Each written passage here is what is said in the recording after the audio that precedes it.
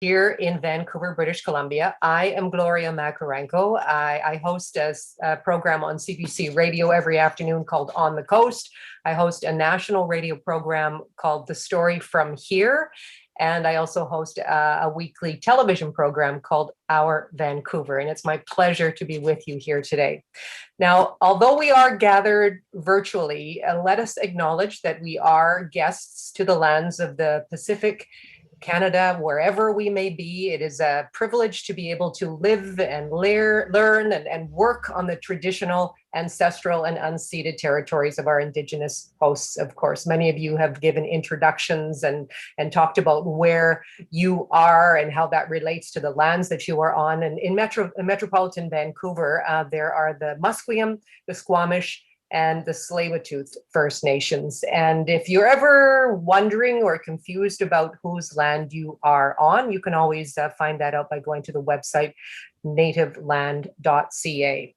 So PCHC-MoM, it exists in part to build a broader collective memory and understanding of Canada's heritage and history. And one way to do so is to share a family or community or migration stories, right? So in order to foster a more inclusive interpretation of Pacific Canada. And today's webinar is intended to reveal, just a few of the nearly forgotten stories of historically marginalized communities, and also to inspire you to explore your own attics, whether you've got an actual attic in your home. This is attics, whether we're talking literally or metaphorically, for things like maybe it's an object, memorabilia, maybe it's stories of your family's migration and settlement.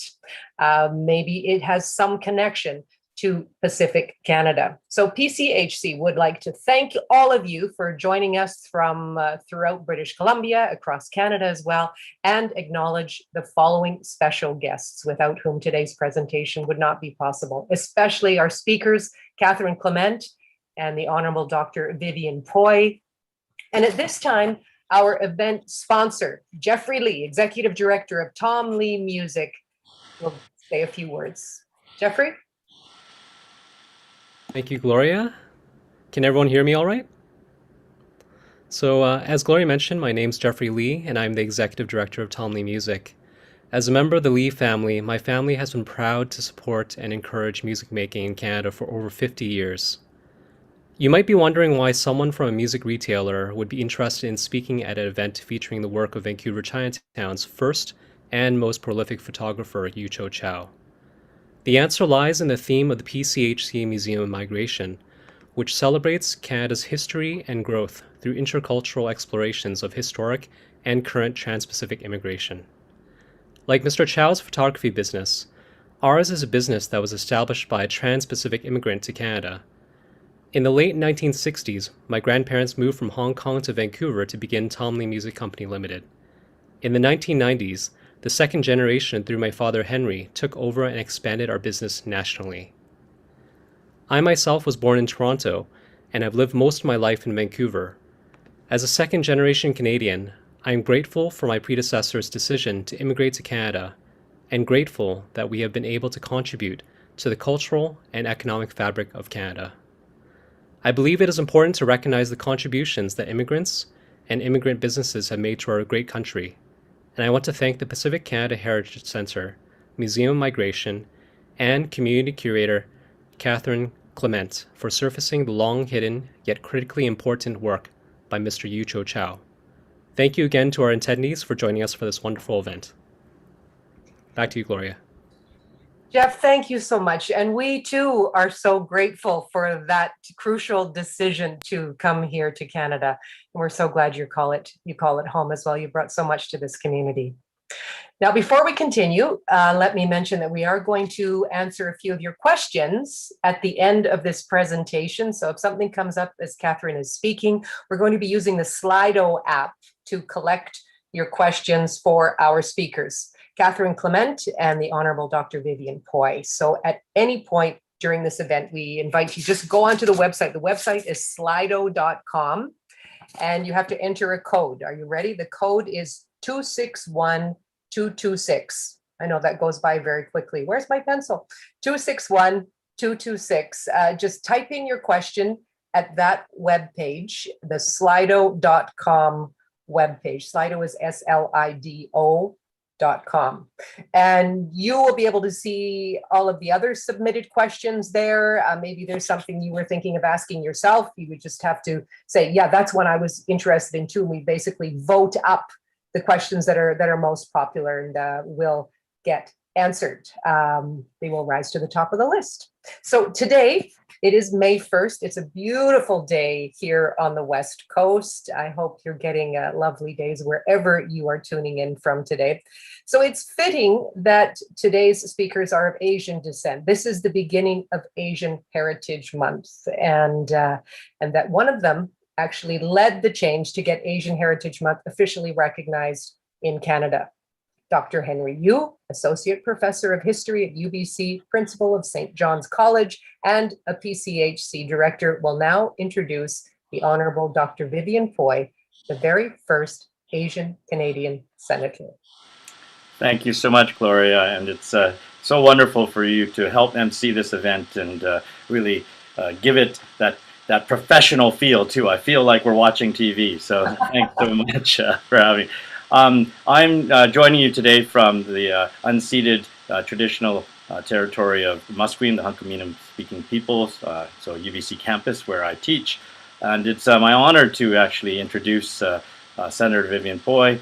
I've known her for years, and so you can read about all her accomplishments on the bio page and her own bio page on the website. But I also know her as an author, as someone who, while she was Chancellor of the University of Toronto, also did her PhD in history and had the honor of actually being one of the reviewers of that wonderful dissertation that she was able to do on early Chinese Canadian migrant women who came to Canada before the reform of immigration law in 1967. She's written other books, one about her husband's family, the Poys of Australia. She's a wonderful writer, a person who's devoted to history and heritage, who really cares about Canada and all the peoples who've come from all around the world to these Indigenous territories that we live in. And so it's really fitting that we have the Honourable Vivienne Poy here to open up this event today, again, because she made sure that Asian Heritage Month became a national holiday, you could say. We don't get the time off; it's not a holiday like that, but it's a time to mark the contributions of so many Asian Canadians who come from all around the world. So, without anything else, I think you're so much more to know about Vivienne Poy. But I hope you can go pick up her books, go to her website, learn more about what an amazing woman she is. But she's going to introduce another amazing person.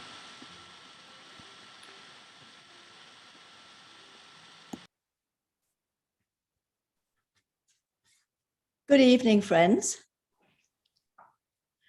When I was asked to speak this evening, I asked Wendy, what should I talk about?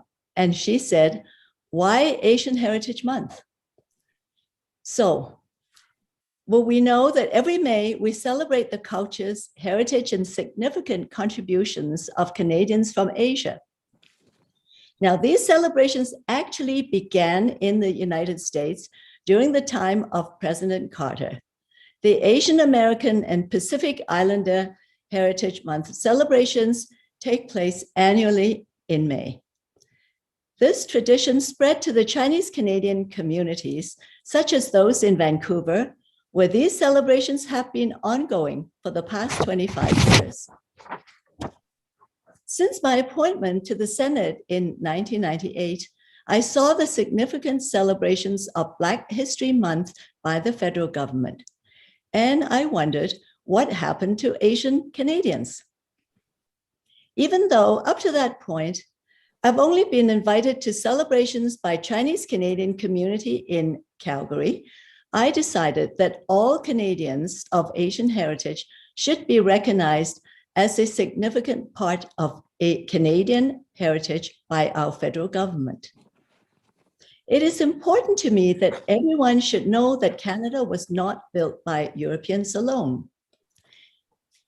BC would have joined United States had it not been for the completion of the CPR, the most difficult sections of which were built by Chinese laborers, despite no Chinese railroad workers were visible in the picture of the last one. Until the latter part of the 20th century, racism was institutionalized in Canada, evidenced by the Chinese head tax, the Asian riots of 1907, the Komagata Maru incident, Chinese exclusion, and the Japanese internment camps. We can't change history, but we can learn from it. Over the centuries, Canada has been settled by peoples from East and Southeast Asia, the Indian subcontinent, Central and West Asia, all of whom have helped build Canada the way it is today. Through immigration since the 1960s, Canadians of Asian heritage have become a rapidly growing segment of our population, and the numbers are continuously increasing. For that reason, I tabled a motion in the Senate in 2001 to declare May as Asian Heritage Month. The motion went through various debates. Most senators supported it, but not all. My motion was passed and adopted before Senate recess that Christmas. Asian Heritage Month celebrates the past and present contributions of all Canadians who came originally from Asia.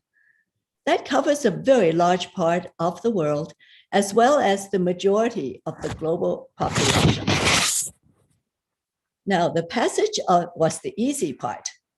A lot more work was needed to get the Department of Canadian Heritage on side, where there was resistance among the bureaucrats. I was fortunate to be able to work with Heritage Minister Sheila Copps. The following May, the official declaration was signed at the first federal government celebration of Asian Heritage Month at the Museum of Nature. This has become an annual event in Ottawa that is very popular with politicians and citizens. Since then, Asian communities across Canada, from BC to PEI, gathered to form Asian Heritage Month societies to share their cultures with the mainstream throughout the month of May. Almost all Asian Canadians arrive here over the Pacific, and it is time that their journeys are recognized by our government. It is for that reason the Pacific Canada Heritage Centre, Museum of Migration, was established by citizens. So far, it has municipal and provincial support in BC and is functioning as a virtual museum. It is hoped that it will become an immigration museum that documents Canadians who arrive here over the Pacific, mirroring Pier 21 in Halifax, which documents Canadians who came over the Atlantic. PCHC, our host this evening, really deserve your support. Good evening. Thank you very, very much, Dr. Poy. I love that idea about having a West Coast equivalent of a Pier 21 here. That makes a lot of sense. And thank you again for taking us through a little bit of the history of your motion to declare Asian Heritage Month and your obvious tenacity in making that happen. Really a pleasure to have you with us here. Thank you, Gloria. And now it's my pleasure to present Catherine Clement, who will be talking about ancestors in our attics. Now, Catherine received her Bachelor of Arts from York University and Museum Studies training at the University of Victoria. She has worked at several educational institutions and museums around metropolitan Vancouver, including serving as curator and exhibition designer for the Chinese Canadian Military Museum for 6 years, as curator and art director at the Chinatown History Windows Project for the BC 150 Plus celebrations. That was in 2017.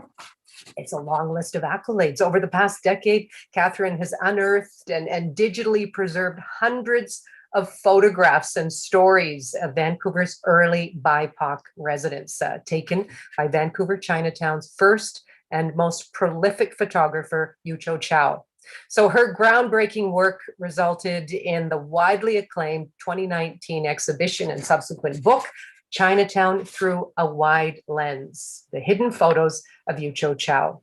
So her current project is locating surviving CI documents that were used to monitor and to control and intimidate early Chinese here in Canada. So Catherine is going to use her experiences to show how vibrant family stories can be rediscovered and brought back to life through once forgotten objects found in our own homes, whether it is in your attic, in your closet, or just something from your past. Catherine Clement, welcome. Thank you very much. Okay, well, this is the technical part here. Try to share my screen. There we go. That was pretty smooth. Great. Well, welcome everybody, and thank you for joining in on a beautiful Saturday here on the West Coast, and for those in other parts of the continent. I was going to start off with a short video, and I've decided not to do it, but I just want to mention this particular video. It's a video called A Family Man, and it's on YouTube, and it's done by StoryCorps. And it was something that I watched, I would say I saw a rough cut of it probably about 13 years ago before I ever started doing any of this work. And it's a short little video of a fellow remembering his father, who was a Black janitor working in the school boards in Cincinnati. And it's just a very short little video of 3 minutes, but it brings to life this man who would, who's just like an everyday person, but it brings to life his father. And it's just these memories that he had of his dad growing up, and who was exhausted from the kind of work he did, 16-hour days in the basements of the boiler rooms of the Cincinnati school system. But it made me realize, it was profoundly affected me, that video, and it made me realize that the smallest things can bring a story back to life, can bring a life back to life, something that goes beyond the obituary, born, died, worked at this, had this many kids. And that there are different ways that we can find to actually capture these stories, and to give it, and to almost like pay homage to somebody from the past. And let me just, one of the things that is really remarkable since the time I saw that video is that we've entered this, what I call the golden age of storytelling. And there is this real trend that's emerged in the last number of years to take an interest in and to capture the stories of everyday people, the shopkeepers, the janitor, the produce guy, the taxi driver, that everybody was somebody who was alive and who has something interesting about their life. And I became interested in these stories, and sometimes it's the smallest details that makes their story interesting. And I'm going to show you a few of those details in some of the work I'll show you in this presentation. But the work of PCHC in this banquet of stories, the work that Dr. Henry Yu has done over the years with his students that go out and they capture stories of the people that ran the laundromats and ran the restaurants, and a number of other community groups for the Jewish community or the South Asian community who are capturing these stories and creating archives for them too, which are really worth remembering, especially capturing these before they go extinct and all is lost. And I come across the all is lost a lot in my work. Usually though, when you approach somebody, or especially someone who's elderly, they have these usual lines that they say to you, which is, I don't have anything to share. I don't have any stories. I don't remember anything. I try not to use the word interview ever when I speak with an older person.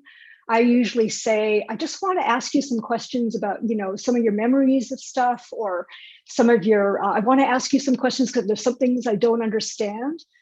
And that makes a difference. But the biggest difference, the real magic, emerges a lot through photography. So bringing out an old photo album can completely transform a conversation. And you will begin to hear all sorts of amazing little stories that are not part of the obituary, but are just even more remarkable, in fact, than the main storyline of somebody's life. So stories are pictures are very powerful tools for eliciting memory and capturing stories. Props are the other thing. I remember once interviewing a woman, and she was going through this little box, and she found, not everyone will know what this is, it was a Vogue pattern, dress pattern. So at one time, everybody used to sew, and you would buy these patterns, and they had really nice illustrations on the front. And she brought out this pattern quite by accident. And that launched into a really remarkable 30-minute conversation about these memories she had growing up when everyone made their own dresses. And that was something you would never capture otherwise. It was a prop that prompted that. And of course, the last thing are actual documents and articles and letters and postcards, which can also begin to open up a conversation. And I'm going to come back to this particular document in the second half of my presentation tonight. So I'm going to talk to you about two different projects that I've worked on. One is the story of, well, it's actually the story of Yucho Chow, but by investigating and learning about the story of one, I discovered the story of many. So I'm going to look a little bit at some of his work and what we've learned, what is revealed from these photographs and what I learned from these photographs. And then I'm going to spend the second part talking about a new project that I'm working on, which is also, once again, generated from things that I have found a long time ago in people's photo albums and boxes. So Yucho Chow, he was Vancouver's first and most prolific Chinese photographer. He photographed himself. He was an immigrant, paid the head tax, and he photographed and ran a little commercial studio from 1907 to 1949 when he died. And then his sons took over 1950 to 1986. And I always try to remind people of what an amazing period of time that was, 1907 to 1949. We had this huge waves of immigration coming into Canada. We had the race riots. We had the First World War. We had the Spanish flu. We had the Chinese Exclusion Act. We had the Great Depression. We had the Second World War. And throughout all those periods of time, this guy, this really round little guy, was photographing the community. When his sons took over, they operated, as I said, 50 to 1986. And unfortunately, when they closed the business, they thought it was just a business. And they didn't recognize really the value of what all the negatives that they held. And all of those negatives went to the dump. And so I discovered him quite by accident, actually. And with my work interviewing World War II veterans. And I kept on seeing these different kinds of photos. So here you see his seal below there, Yucho Chow. That's what I first noticed, actually, was the seal. And I would find these photos like taken during the war period. And then another one of another veteran taking during the early 1920s, again with Yucho Chow. And that spawned an interest in, like, after 6 families and finding, these photos, I finally Googled his name and there was basically nothing on him. And that started me on this search that every time I met a family to do some interviews, I'd always ask, do you have a Yucho Chow? They always said no. And then we eventually found that they did. And, but for the longest time, for the first 5 years of my 10-year journey, it was just Chinese families that I would see. Here's one of the Sam Hop family. And I like this one because they've actually paid a little extra to have it hand painted. So that was a very special treat to have that done. So again, Chinese families. This is one of a theater group, very interesting. They were raising money for humanitarian aid. So that's what I saw for the first 5 years. And then one day, I won't even go into the details, everything changed. And I began to hear from families who told us, well, you know, Yucho Chow wasn't just the photographer for Chinese, he was actually the photographer for our community. And so I learned that he was the chief photographer for early South Asians, the Hindu, early Hindu immigrants, Sikh immigrants. The government often mixed these two up, which was very interesting. The early Black Canadian immigrants, including those who were just passing through, like this fellow who, US Navy, and look, he's trying to look tough with his cigarette in his mouth. I found this on eBay. Also to the early waves of Italian immigrants, the Girone family, the Nazell family, they were Swedish. So the Scandinavian families, fewer of them here. They've settled more in the prairies, but Croatian, very, very large group of Croatian families. The Bodleks, so these are Slavic, also Czech. The Weinsteins with their friends, this Jewish Romanian. The Bush family were German. All recent immigrants. Ukrainian, Russian, and later on Japanese. And he photographed the Japanese after internment. As many of you will know, a lot of Japanese never actually returned to the coast after internment, but some did. And interestingly, they would make their way back up to Chinatown, back up to Yucho Chow studio to have their photo taken. It was a place that was a place in a neighborhood that felt safe to them and comfortable. So he also photographed, interestingly, a lot of early mixed race families. This would have been highly unusual to see. So this is taken probably about 1910, we estimate. She was an American widow. That's all we've been able to find out about her. But here is probably one of the first generations of mixed race Chinese Asian here in Canada. Beautiful photo.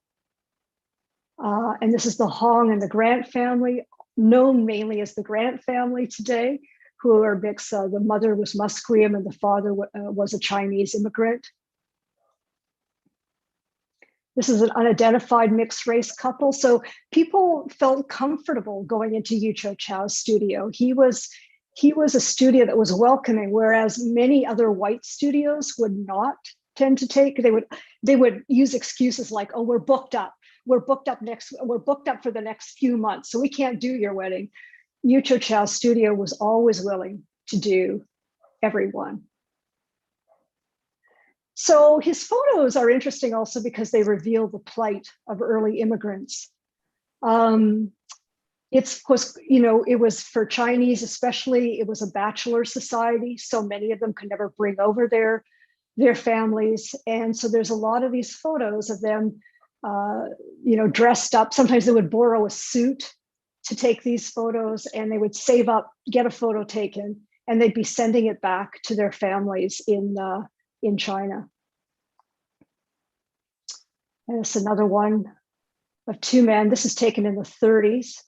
And you can really tell, like, people would as I said, would borrow a suit. So you could tell the guy sitting there, they probably sat him there purposely because the suit is way too big and his shoes are scuffed. And what often these men would do, they'd save their money together and they'd pool their money to get some photos taken. And Yucho Chow would lend them a pen. So those pens likely were not theirs, but it also, those same things also were true for early the South Asian community. And these are two men who are Polish. It's the same thing. They've come here they're working, they're waiting for their families to come eventually. And Yucho Chow is taking their photo. Here's an example of likely maybe a family that never did reunite. And the woman and the baby is superimposed. So often this longing to be together when it wasn't possible, especially when we talk about the next phase of this presentation, the Exclusion Act, these families could not be reunited. And so the only way to do that was through a photo. So she would have her photos done in China. They had their photos done at Yucho Chow's studio, and Yucho Chow would merge them together. Oops. And that's the same with this fellow. So he is from Yugoslavia. He's Croatian, and he's on his own, but he is waiting for his family, and they are superimposed in this photograph. And they do eventually reunite. It was easier for the Eastern Europeans to eventually reunite. And so the stories also reveal, the photos also reveal the story of individuals. And this is what I most enjoyed about this project, was hearing the backstories to some of these people. So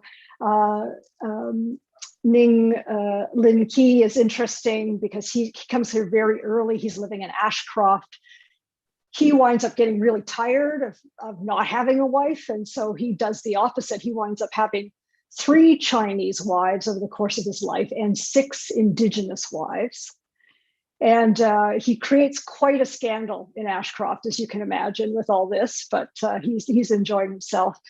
And his story, so the interesting story, again, passed down from the family, is not so much about what he did for a living, etc. The story passed down was that he actually had 3 children born in the same week, all from different women. He had 40 children in the end. I don't know how he afforded that, but.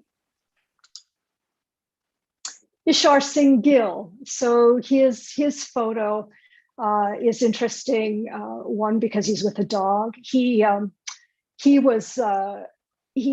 a little a business where he delivered wood. He always had his dog with him. His dog was named King. Every dog since then in that family has been named King. So that's the name of all their dogs. And he would bring this dog with him when he would deliver wood. So that was his business. And apparently he bought a really great bed. This is what comes down from the family. He had the dog went with him everywhere. Every dog's been named King in that family. And then the second thing was the story of his bed. And he was the first to buy like a really nice 4-poster bed, and it became the rage. All the neighbors were coming over to see it. Gyana Singh and Tante Karolak, interesting. So he is much older than her, as you can tell. He comes to Canada in 1907. He works really hard. He saves up and he buys, 3 houses. Then he figures it's time to go back to India and to get himself a bride, to bring over a bride. And the funny story that's passed down here is that he took, rather than taking the picture of the 3 houses he owned, he had a photo of Vancouver City Hall, and he took that back to India, and he wooed her with that particular photo. So this is in the 30s, though. So he's gone over in 1931 to pick and to find a bride, bring her back. And then by that time, when he gets back, he's lost everything. So surprisingly, she stayed with him, though they had 10 children together. But yeah, the house wasn't what she expected it to be. The McFadden family. So there's a nice Scottish name. And the father was from the US. And Charles, who's the young boy in that photo, his interesting story was that how hard it was to find accommodation when he and his bride got married. They were looking for an apartment. And he said when he called, because he was born in Canada, so he had no accent, and his name was McFadden, people would say, oh yes, come on over, come and see the place, come and see the apartment. And as soon as he walked up the steps, they would open the door and say, I'm sorry, it's taken. It was, the racism that he had to deal with. was significant. And the Tersa children, I just throw this in because this was an interesting family. They were a mix of Czech on the father's side and English on the other side. And I liked that every year, the very, very tumultuous marriage. And they would break up, and then as soon as they got back together again, they'd have another kid. So I'm not showing you the whole series, but this is when they have 3 kids. Then they broke up, and then they had 4 kids. And they broke up, and then they finally had 5 kids, and then they broke up for good. And unfortunately, the children wound up going into orphanages. But says something about the times. Now, I want to segue into this. So this is a photo of a tailor and his business partner. Some of you know who Larry Wong is, who wrote Dim Sum Stories. So this is Larry's father. And Larry has provided this photo. But interestingly, this photo, a version of it, also appears on this document, which is called a CI-36. And I'm going to tell you a little bit more about what these are. But interesting. So you're seeing photos taken here in Vancouver by Yucho Chow appearing on these very official government documents. It's not exactly the same photo, but it's taken the same day. Which brings me back to this photo that was taken of Quan Lui. And this particular document here, which says Department of Immigration and Colonization, and that was issued in 1924. And I would keep seeing these, and then I would know a lot of these were photos taken by Yucho Chow too, and sort of parked this story in my mind, but kept on noticing these reappearing over and over again. And yet it's Department of Immigration, but Quan Lui, who was part of the H.Y. Lui family, the ones that own London Drugs today and IGA, I knew he had been born in Canada. So I was a little bit surprised, like, why does he have this particular document from the Department of Immigration? And this takes us back to the new project I'm working on, which is takes us back to a very pivotal moment, like a watershed year in the life of one particular community, which is the Chinese Canadian community.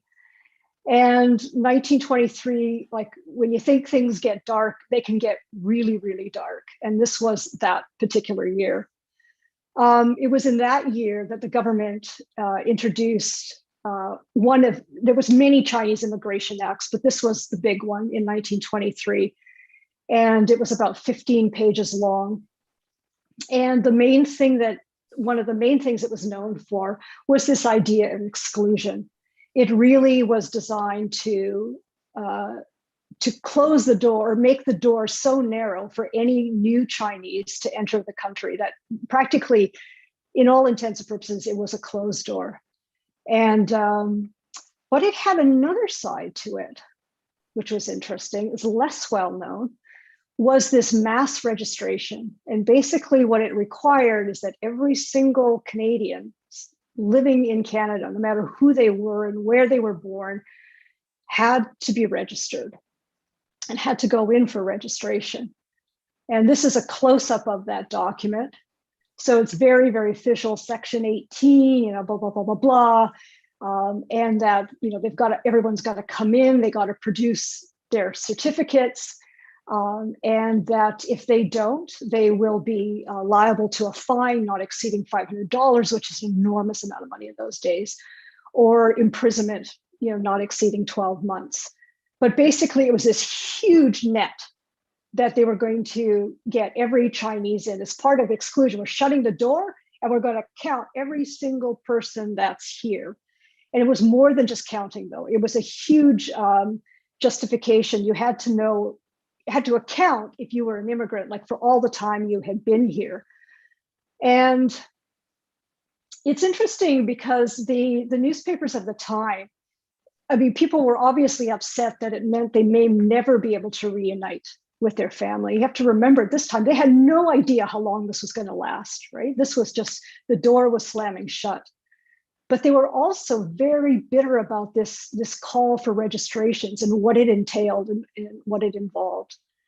And eventually what happened was it would go, so people had 1 year from 1923 to 1924, to July 1st kind of being the end of that, to get registered, to produce all these documents. And it became known as Humiliation Day for Chinese. And this is one of the newspaper articles, which from the Windsor Star, where people are wanting to put up mourning wreaths and everything like this, because now basically the community was getting cut off, and it's the only time in Canadian history this has ever been done. So for that purpose, though, a new document was created, especially for children who were born here in Canada. And interesting, so Paul Wang was born here, and yet he has issued a document from the Department of Immigration and Colonization. So technically he's a British subject, and then at the bottom of this document is this little footer: this certificate does not establish legal status in Canada. And what was the message being sent here? So, this never happened to any other group except for Chinese here.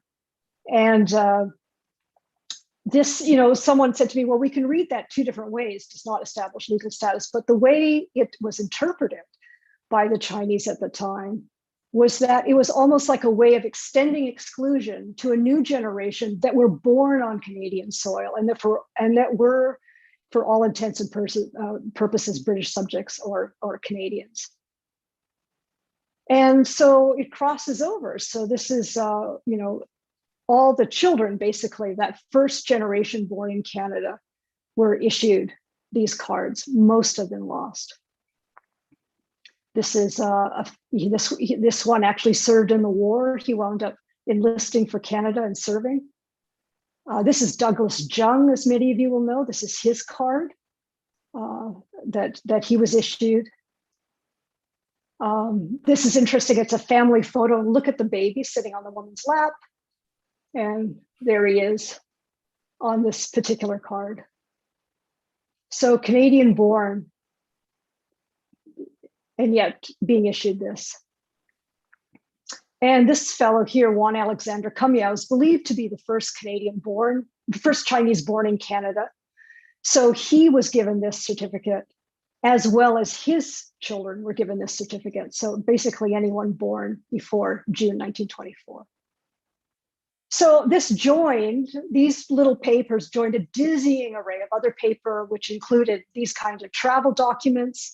Chinese were the first to be required to use photo identification for travel.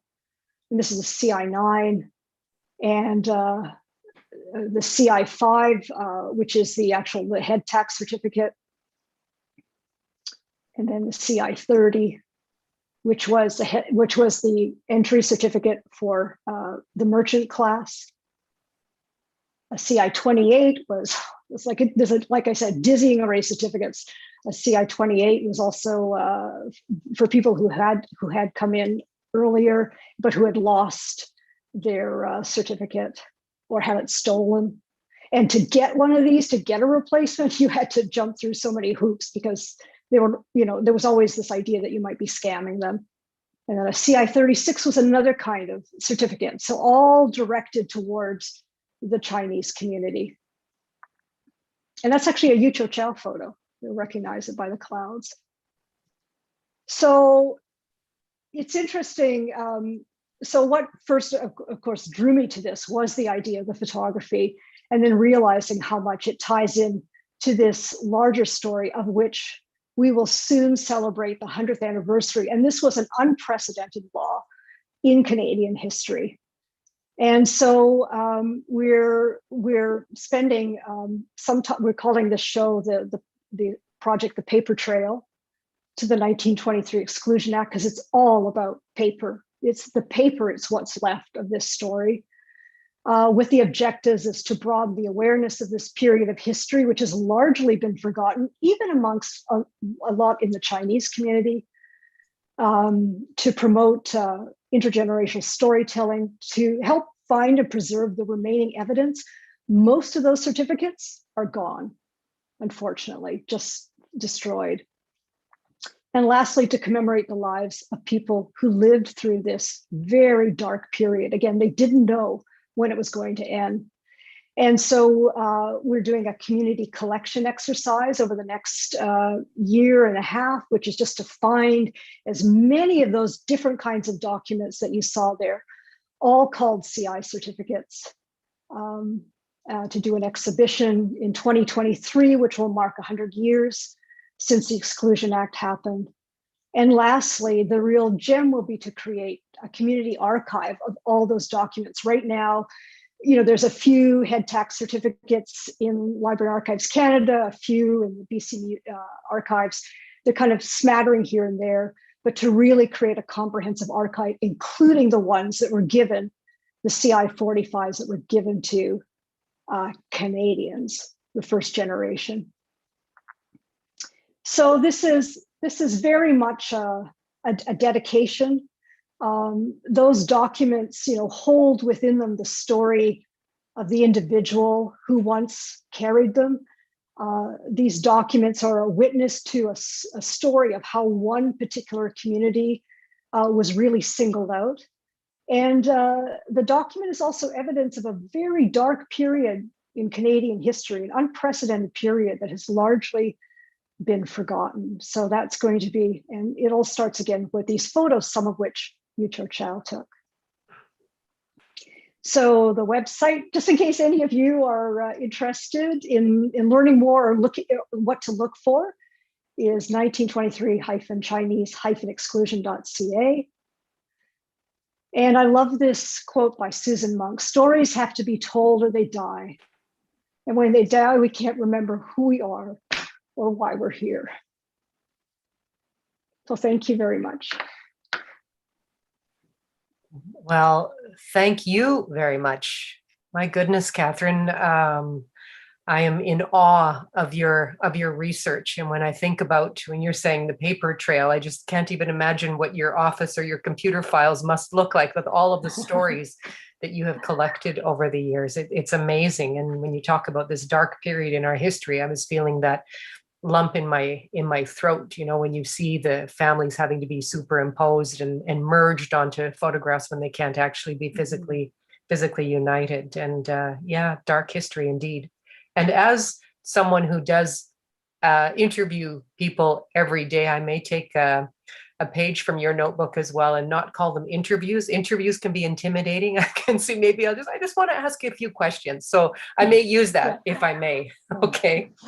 Now we are getting some questions on our Slido app as well. So why don't I just start out with some of those.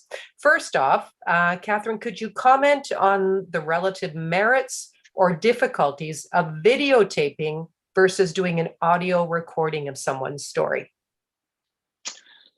Well, it's the jewel in the crown is always the videotape, because it's really nice to be able to see someone's visage as well as hear them. But it's often the most difficult thing to do, and you would know this too, Gloria. Like, people freeze up. And so I often think whatever you can get, whatever works for that person is useful. And sometimes you have to only do video tape, and sometimes you can't even do audio tape, and sometimes you can't even do that. Sometimes it's just writing down what they say. And I find the older the person is, the harder it is sometimes to get them to be on tape or to be on video. But video is obviously always the preferred. No, I love that idea though of bringing the photograph. Maybe their memory isn't fresh, but that photograph just triggers a lot of other memories. So that's ideal. It's ideal. The best technique and they get so engulfed in that and telling you stories that they forget that you're taping them. So it's a good ruse in some ways. Okay, we have another question for you. Were there any other photographers besides Yucho Chow in Vancouver's Chinatown in the mid-1900s? There was another fellow named Cecil Wang. He starts in the 1920s and goes till the 1940s, and he sort of disappears. He marries into the Yip Sang family, and I think there was a divorce, and I don't know if they ran him out of town or what happens, but then he disappears. So he's there for a shorter period of time. So Yucho Chow takes us through, several generations and tumultuous events. But yes, there were a few smaller ones that kind of come and go. They last a year or two and then go out of business. So yeah. Okay, here we have another one. Can you advise on where to find guidelines and permission documents that we could use when we're documenting people's stories? I mean, if we're not professional researchers like you, how do we go about this? Oh, well, yes. How did I do that? I just looked at others. So if you ask, for example, any of Henry Yu's group or others for examples of release forms or permissions forms, most groups are really happy, and I'm happy to share what I use with people. It's just modeled on others. Okay, are they particular sites or libraries, archives? Can you give us a few? Yeah, right no, now? I think I got them by asking different groups to see them. So Museum of Vancouver is another, and they're all variations on the same theme for the most part. But, yeah. Oh, I don't know. You've taken us through a lot of different stories, and I'm sure those were each their own individual rabbit holes when you had to figure out who's in the picture, where did they come from? How did you even track down some of their descendants here in Vancouver for some of those photographs? Well, first of all, it was interesting because I used to be really jealous of another photographer because C.D. Hoy, because his work, his family had kept it. And Yucho Chow's everything was lost. So it was a treasure hunt. But the upside to that treasure hunt was that it allowed me to interact with everybody. And I would send people away and say, well, talk to you, see what you can find out. Go talk to your senior Aunt Bessie, see what she can tell you, whatever you can piece together. And what's interesting is that the stories that come back are like the little stories I was telling you, about the guy and his dog and the bed, the new bed that everybody wanted to see. Like those are often these little micro stories that are the most interesting, that are the ones that get passed down in the family.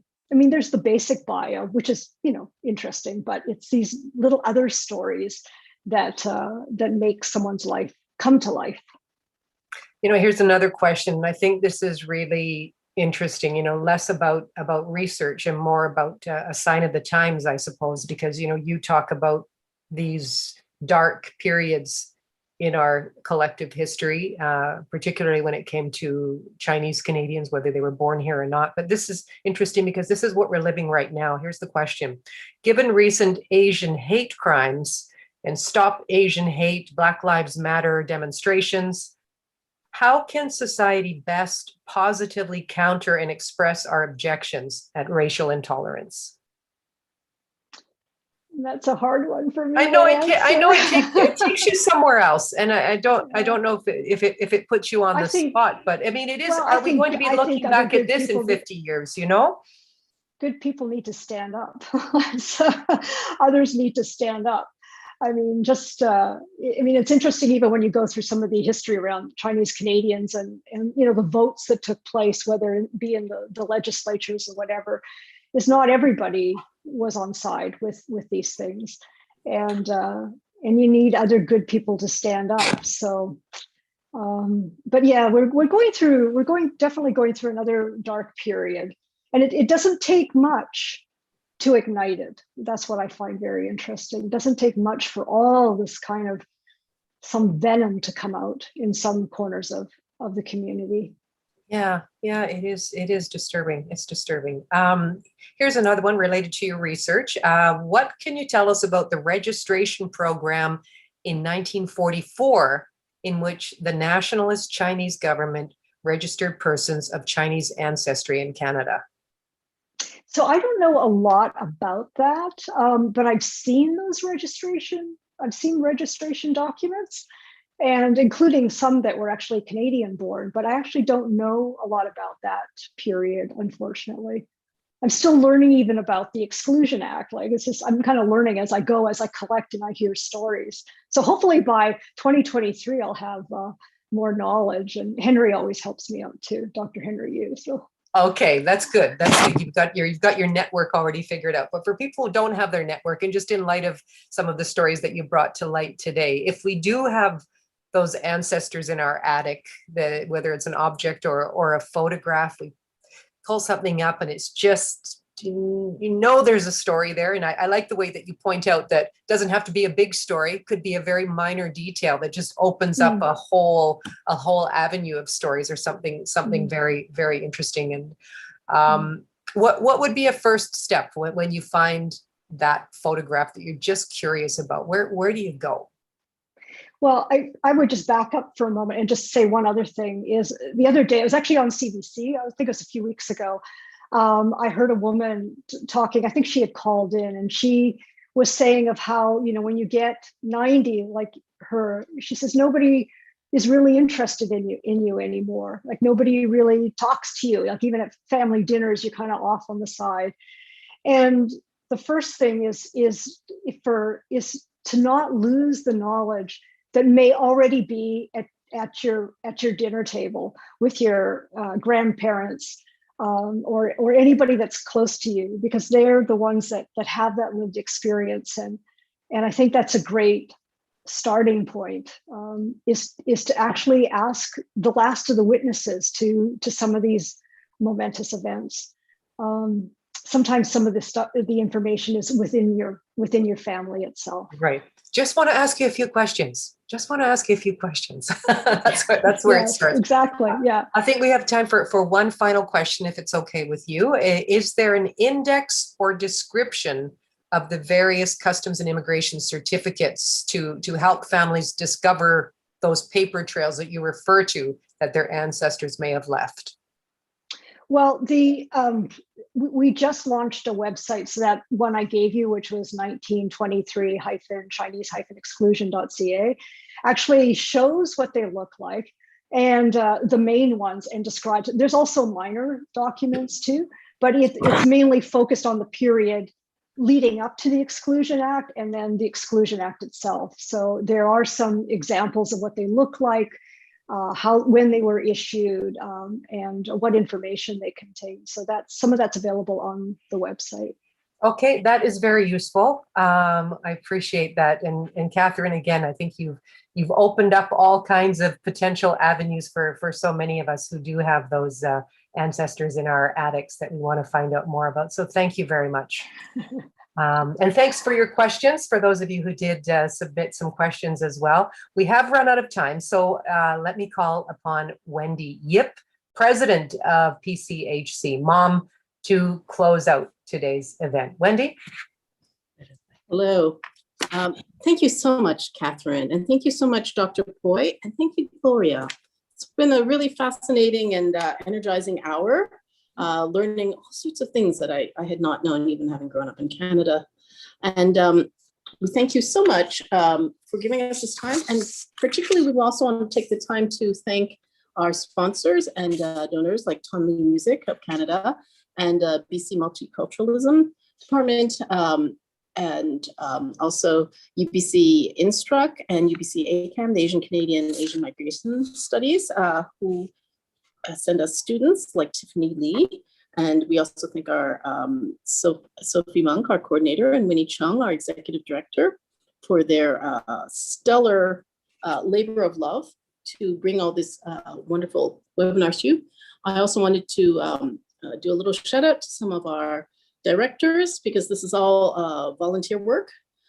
So we had Richard Liu, our secretary, Henry Yu, who is our director and also sends us the wonderful students who help to run these programs, Pat Parangao and Stephanie Anderson Redmond, who are helping to carry out the Pacific Canada storytelling project that we're doing, Carol Liao. Also a shout out to our founding members like Ray and Brad Lee, participating from Calgary, Alberta and Toronto, and Fong Ling Mifemo. And since we are running out of time, I'm not going to be able to run through all my thanks, but I did want to thank so many members out there across Canada, and to some of our partner organizations like CCHSC, the Chinese Canadian Historical Society of BC, the Nikkei National Museum, Hogan's Alley, because without your partnership with us, we would not be able to bring this richer tapestry of Canadian immigration and Indigenous stories that really show us what Canada is. It's a built nation, and we treasure your stories. Help us to weave in more colors by gathering your own stories. And please look us up at PCHC-MoM.ca and look up our From Far and Wide Pacific Canada stories. If you also look up at our YouTube channel, you can hear a replay of this webinar today and also see some of our other stories that we've collected over the years, and also a couple of how-to videos if you want to continue and do your own storytelling. So with that, thank you so much. I have not said thanks enough to everybody, but we're running out of time. I just want to tell you how much you appreciated.